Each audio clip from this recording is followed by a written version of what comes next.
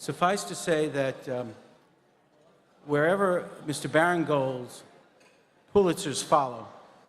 That's true at Miami Herald, Boston Globe, and now at the Washington Post. So I could not think of a more fitting individual to come up and to receive our First Amendment Award, which I'd like to do right now. Marty, if you can't come up, I'll read the citation.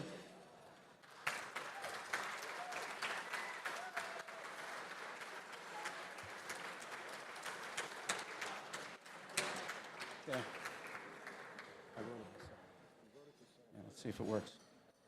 The Deadline Club and the New York Society of Professional Journalists confer the 2017 First Amendment Award to Martin Barron, executive editor of the Washington Post, for his fearless commitment to the defense of journalists' highest standards, ethics, and reportorial integrity, for his service in advancing our cherished constitutional guarantees of freedom of speech and of the press, for his creativity, excellence, and leadership, for his unflinching commitment to the pursuit of truth, no matter where it may lead, and for his dedication to mentoring and transmitting the best practices of our craft to a new generation of journalists who endeavor to advance journalistic achievement in the service of the public good. Presented at the Harvard Club of the City of New York on May 22nd, 2017, from the Deadline Club. Mr. Barron, thank you so much.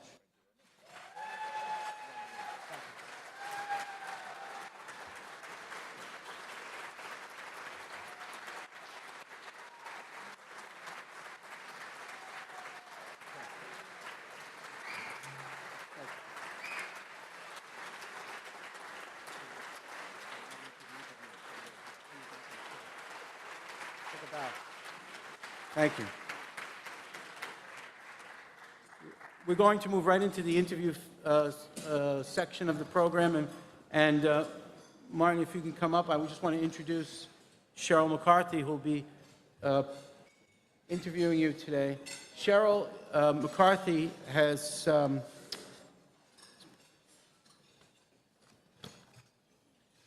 is a distinguished lecturer at Queens College and a host of CUNY Television's One-to-One show.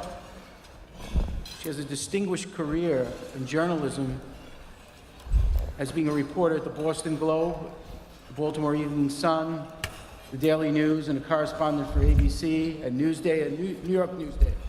She's the recipient of many awards, including the Meyer Berger Award from Columbia University. And she moderated the weekly current affairs show 13 Live and New York Hotline, which aired on WNET and WNYC. Sheryl, it's your show. Okay. Marty, last week was a big week for breaking news.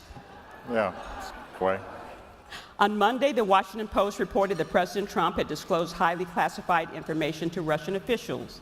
On Tuesday, the New York Times reported that Trump had asked the FBI director, James Comey, to shut down his investigation of former National Security Advisor Michael Flynn. On Friday, the Post reported that the law enforcement investigation into the Trump campaign's possible collusion with the Russians had identified a current official in the White House as a significant person of interest. And after these stories came out, committees in both houses of Congress called on James Comey to testify before them, and the Deputy Attorney General appointed a special counsel to lead an inquiry into possible ties between Trump's campaign and Russia. Kyle Pope, the editor of the Columbia Journalism Review, has called this, quote, the most exciting time to be in journalism that most of us have ever lived through, unquote. Do you feel that way too? Well, this week, maybe we'll top it. I mean, it was an exciting week, and it's been an exciting time. I think that the election of Donald Trump has really invigorated our profession. I think people in our newsrooms feel highly motivated. They have a genuine appreciation for their mission. They're feeling a lot of support from at least a good segment of the American public, maybe some hostility from another segment of the American public. And I think what we're seeing here is great competition among but certainly between the New York Times and the Washington Post, but with other news organizations as well. And that's what we ought to be doing. I mean, this is what the First Amendment calls for, is to holding our government to account. And that's what we intend to do. The Trump administration has been especially critical of the news media. He's called journalists dishonest, sleazy, not good people, scum. He's accused them of producing fake news. And for a while, the Post, along with some other news organizations, actually had its White House press credentials revoked. Has the behavior of the president, the antipathy of President Trump towards the media, actually made it more difficult for you to do your job or not? Well, let me just correct something. We didn't have our White House press credentials revoked. We had our press credentials during the campaign revoked, certainly during the primaries and then during the general election, and then they were restored. But you know, has the hostility made it more difficult? I think, you know, somewhat at various levels. Obviously, knowing whom to trust in this administration is really difficult. They've said a lot of things at White House press briefings that have turned out to be untrue. They have described us, and I think in many instances view us as the opposition party, that if you're not with them, you're against them. If you're either with us or you're with the terrorists, and they would view us as the terrorists. And also it stirred up a huge amount of resentment among a substantial portion of the American public. Particularly Trump supporters, of course, but Republicans in general. There was a poll that showed that something like 81% of Republicans now believe that certain segments of the American public are, in fact, certain segments of the American media are, in fact, enemies of the American people. And there was a poll that showed that 36% of Republicans believe that press freedoms can do more harm than good. And so that has made our job somewhat more difficult, but it can't deter us from doing our jobs. We have to do our jobs no matter what. It's not a popularity game. We're committed to finding out what's happening in this government, finding out what's happening with other powerful individuals and powerful institutions, and that's the mission that we are committed to doing. Have you had to assign more reporters, editors to cover the administration? We have, actually. So pretty much almost everybody who was assigned full-time to covering the campaign, the people who are assigned to it full-time is now covering the administration. People are assigned to cover various topics and then the agencies that are associated with those topics. We have an entire team of about 8 people who are assigned to just constantly go out into the country and take the measure of the American public. We are adding 8 people to our investigative team, basically doubling its size. We're calling it a rapid response investigative team, meaning we would hope that they would turn things around more quickly and be very much more in the moment. So we are adding to the resources in covering this administration. We have more people, I think today, covering the White House than the Washington Post has ever had before. Okay. There are a lot more sources of news these days than there were 25 years ago. The mainstream media covers stories. We have the cable stations with their nightly talk show host and their guests voicing endless opinions and debating both issues and facts. We have a lot of chatter on social media, and we have citizen journalists weighing in online with opinion, pictures, video. Most of my students at Queens College say they get their news from Facebook. With all of these sources of news, do you think citizens are actually better informed these days than they used to be?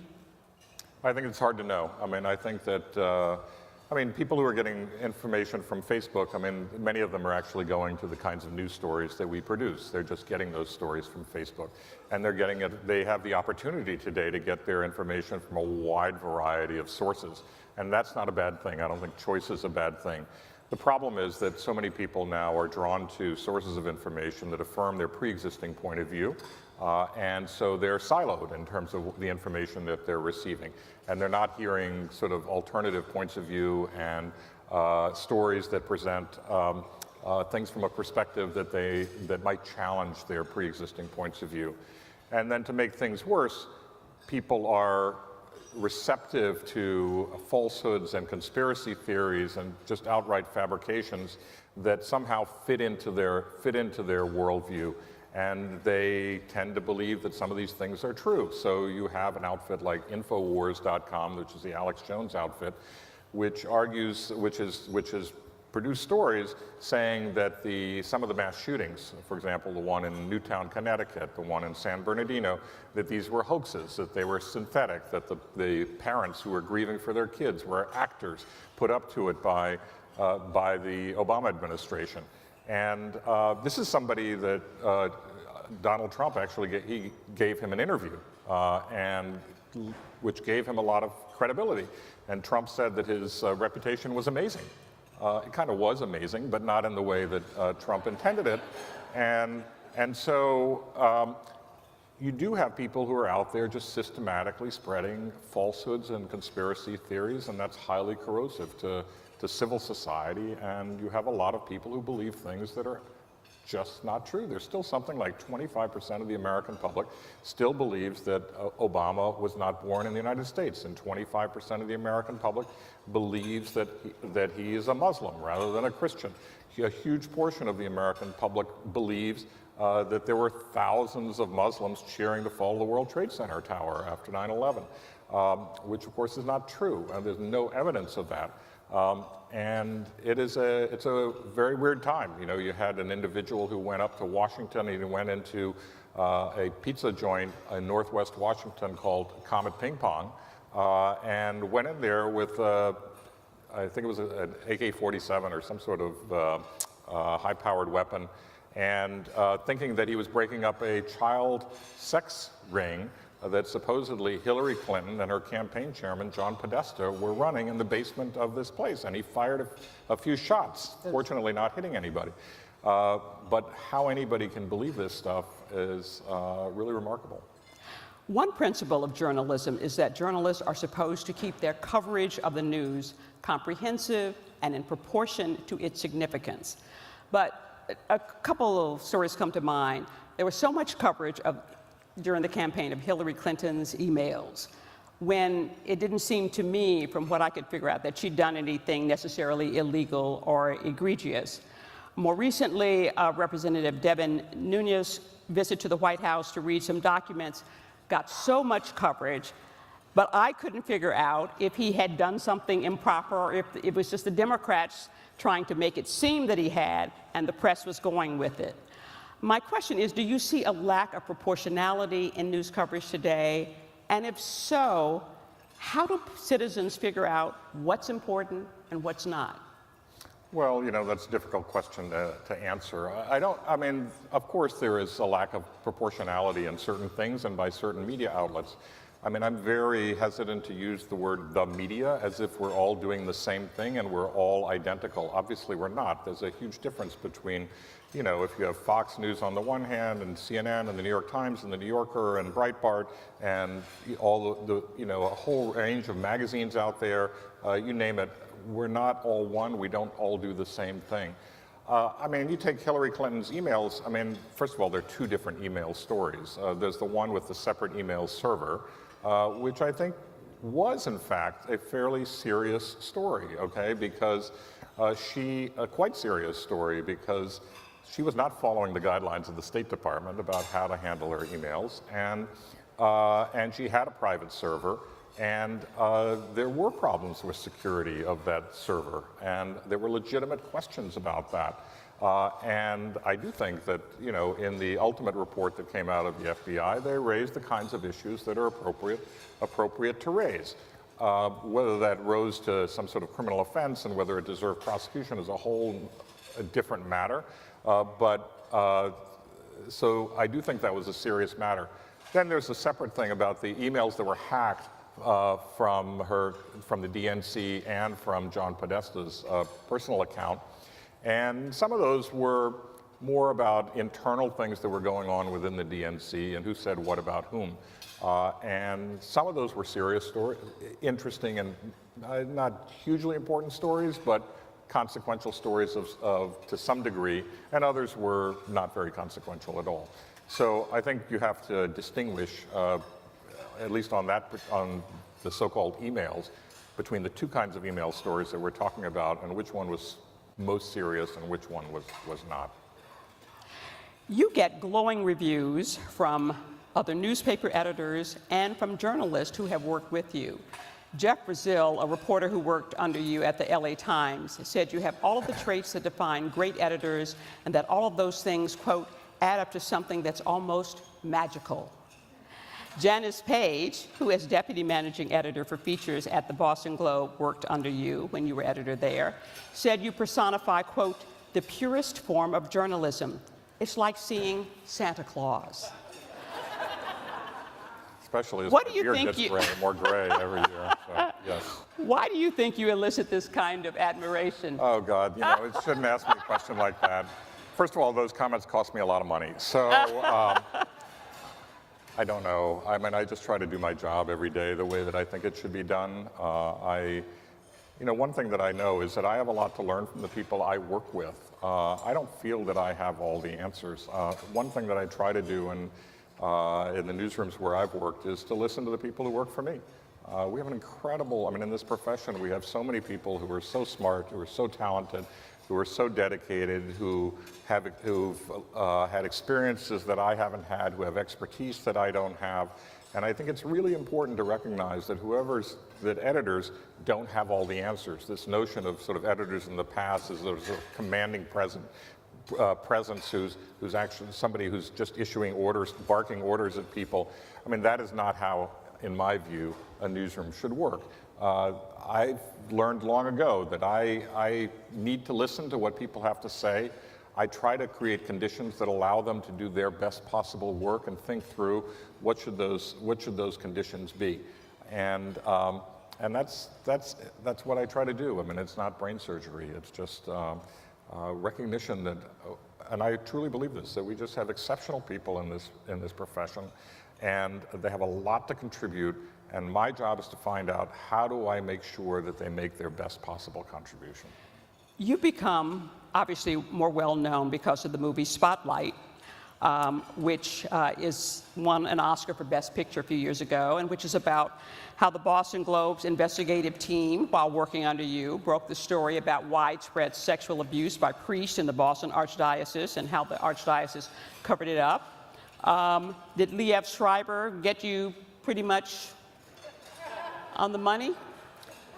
Well, you know, the great thing is that now when people hear my name, they'll think of somebody who is 4 inches taller, much more fit, and a lot better looking, and I'm absolutely fine with that, totally fine with that. You know, also they created a movie where it's obvious that I have no sense of humor. Is that true? Not apparent.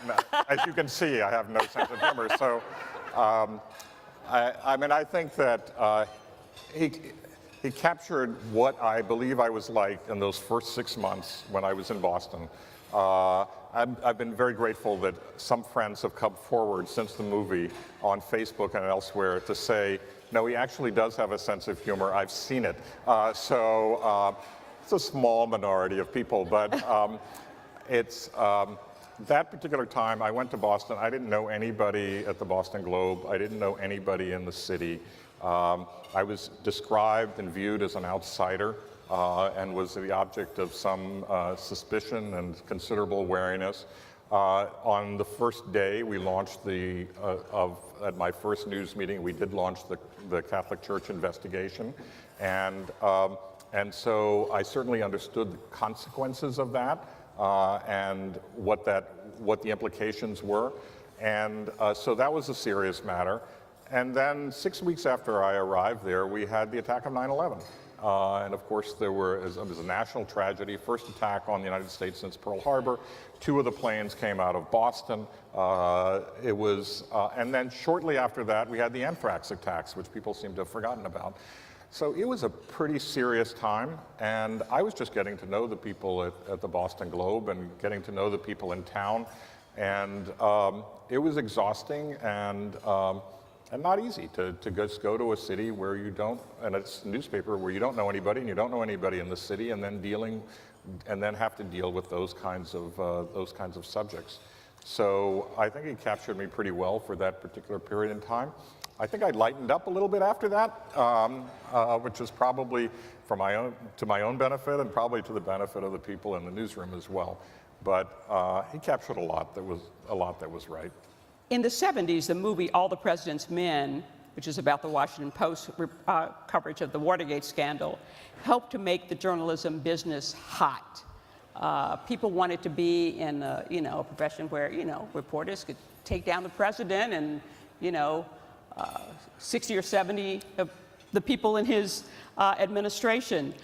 Do you think Spotlight could make journalism hot again, or at least hotter? You're all hot in my book, but I mean, I think that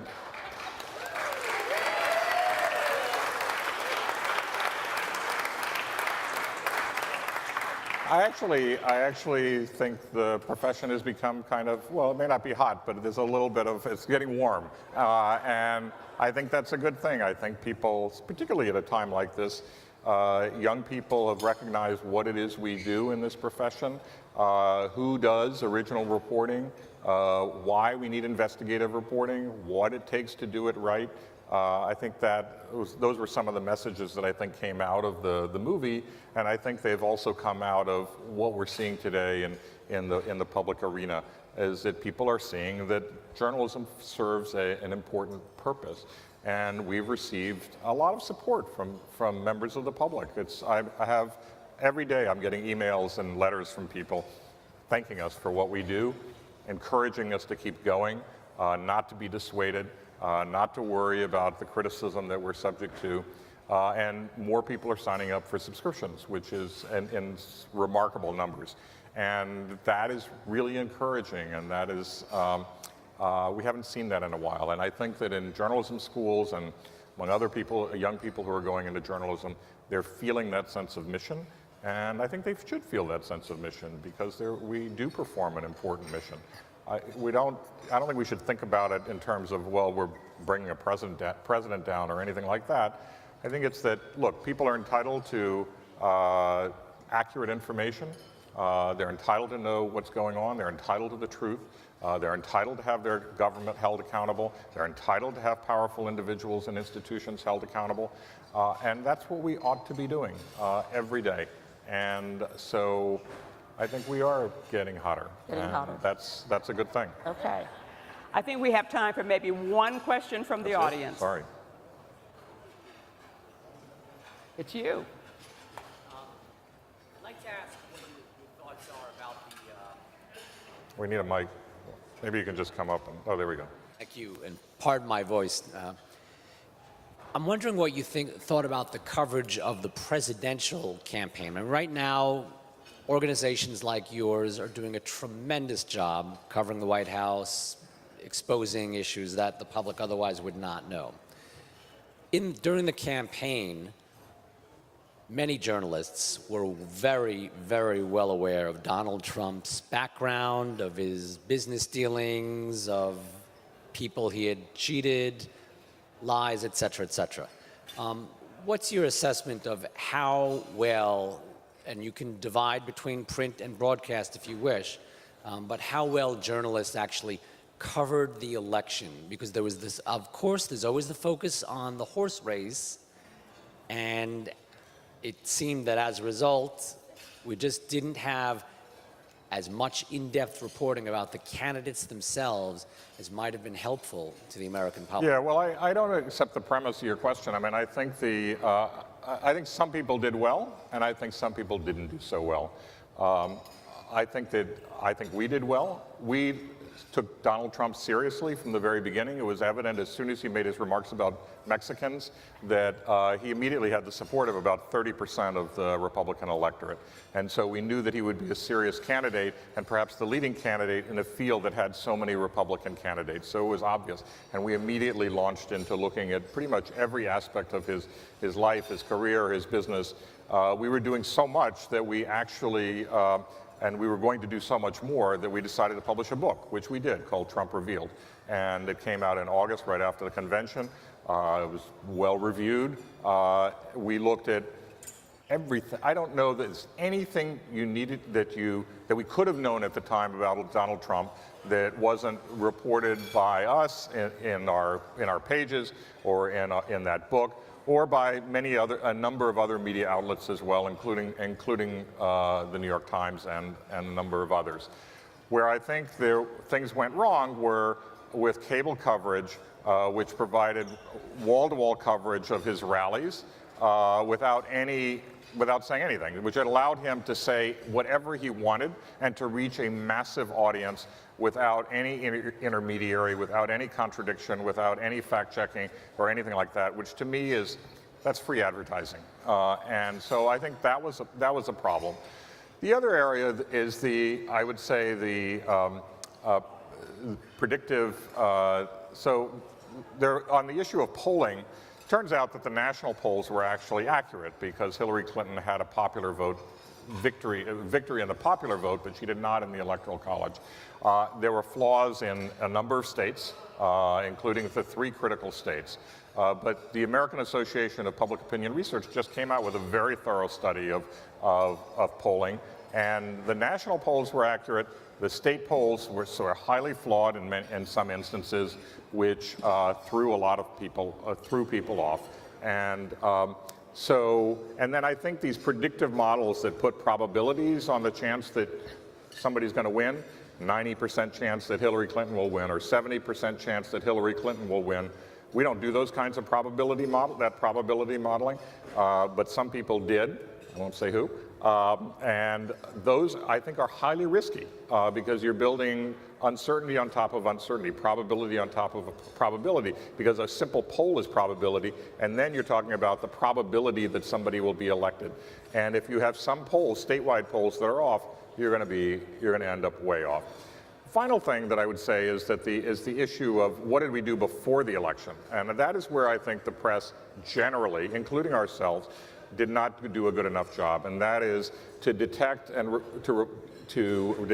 report on the depth of anxiety and grievance in certain segments of America, well before Donald Trump became a candidate. Once he became a candidate, we were trying to analyze the basis for his support and the devotion to Donald Trump, and I think we did a pretty good job of focusing on the people who really embraced Donald Trump.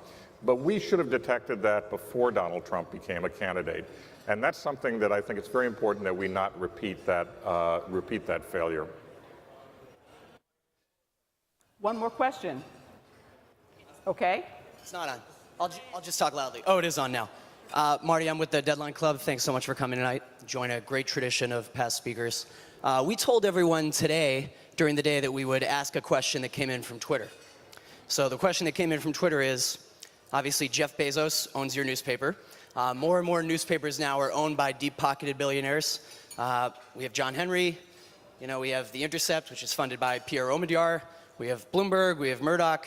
How do we ensure that the future of newspapers and of journalism isn't just funded by friendly billionaires? Well, they're not all so friendly, but ours is friendly. I don't know that I have an answer to that question. I mean, I think with respect to us, I think it's important to recognize that we're not being treated like a charity, okay? Jeff's purpose is to create a sustainable business model for the Washington Post. And I tell everybody in our newsroom that I'm incredibly grateful that that's what he's doing, because if it were treated as a charity and he got tired of that charity someday, we would be in deep trouble. And we have made enormous progress in that regard. Last year was our first profitable year in a number of years, and we're having an even better year this year.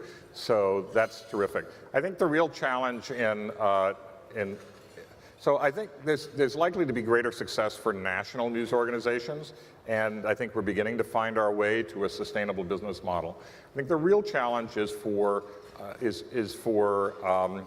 major metropolitan newspapers. The smallest newspapers don't face a huge amount of competition from the internet, so they're probably doing all right, roughly okay. But the major metros have a huge business challenge. And in places that I worked, whether it's Boston or Miami or Los Angeles, places like that. I'm not sure that we've figured out what that model is. I think some people are beginning to show what can be done. I think Dallas is beginning to make progress, Minneapolis is beginning to make progress, places like that. But that, I'm not sure we have an answer to yet. And people are going to have to find their own way. their business model challenge is more difficult than anybody else's. And I wish I could sit here and tell you what the answer should be, but I don't have that answer. And each one of those places is going to have to find out how to do it. It's encouraging that there's some nonprofits out there like Texas Tribune that have succeeded in what they're doing. And I also think you're seeing some success on the part of certain major market public radio stations in terms of adding to their resources to provide more coverage in their communities, not comprehensive coverage, but more coverage in their communities. So that's encouraging. But I would say that business model is TBD for sure. Thank you. Thank you.